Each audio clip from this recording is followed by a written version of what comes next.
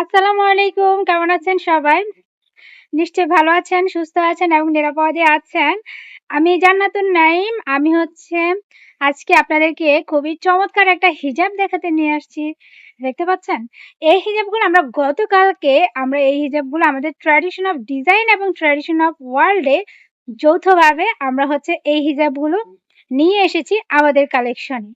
যেহেতু এই হিজাবগুলো দুবাইয়ের ইম্পোর্টেড হিজাব, দুবাইয়ের কাশখা ব্র্যান্ডের এই হিজাব। এই হিজাবটা এই যে জলছাপ আছে দেখতে পাচ্ছেন আপনারা, ছোট, ছোট ফুলের জলছাপ আছে। সাথে এই যে দেখছেন স্টোনের কাজ করা দেখছেন?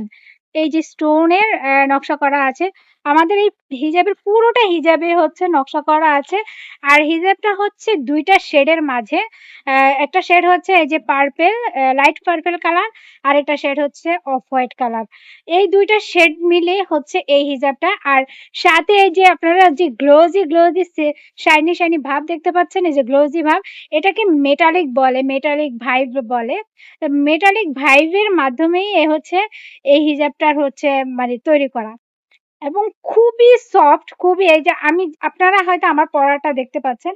মানে পড়লে এই হিজাবগুলা গায়ের সাথে একদম মিশে থাকে। খুবই সফট। আপনি যদি খুবই সফট এবং পাতলা ফেব্রিকের মাঝে যদি খুবই এক্সক্লুসিভ, গর্জিয়াস, শাইনি, সফট যদি হিজাব চান, তাহলে আমি বলব এই হিজাবটা বেস্ট।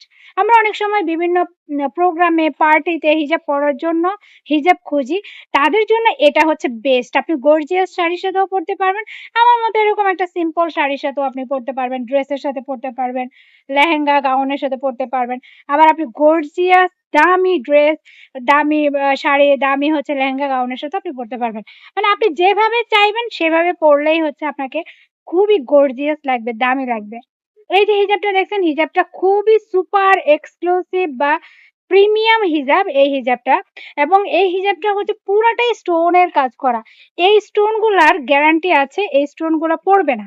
যদি আপনি জোরে, জোরে ঘষাঘষি করেন তাহলে পড়বে, এছাড়া আ মানে পড়বে না। এছাড়া পড়ার সম্ভাবনা নাই। আপনি যখন ওয়াশ করবেন, ওয়াশ করার সময় অবশ্যই বুঝে শুনে ওয়াশ করবেন। হালকা একটু শ্যাম্পু দিয়ে জাস্ট ওয়াশ করে নিবেন। কারণ এগুলা এমন হিজাব না যে আপনাকে ঘষে, ঘষে ওয়াশ করতে হবে। ঠিক আছে? সেইভাবে ওয়াশ করলেই হবে। এই হলো পুরো হিজাবটা। আর এটা আমি ওই যে হিজাব বাঁধার সময় এই পাশের যেই পাশটা রয়েছিল, যে হিজাবের অংশটা রয়েছিল সেটাকে আমি এপাশে সাদা অংশটা নিয়ে আসার কারণে একটু অন্যরকম স্টাইলিশ লাগছে। আমি হিজাবটা বাঁধার সময় আসলে ওইভাবে বেঁধেছিলাম।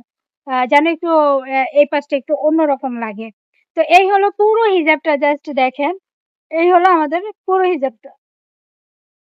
পুরোটা হিজাবে একদম পিছন সাইড থেকে শুরু করে সামনের সাইড, মানে পুরোটা হিজাবেই নকশা করা।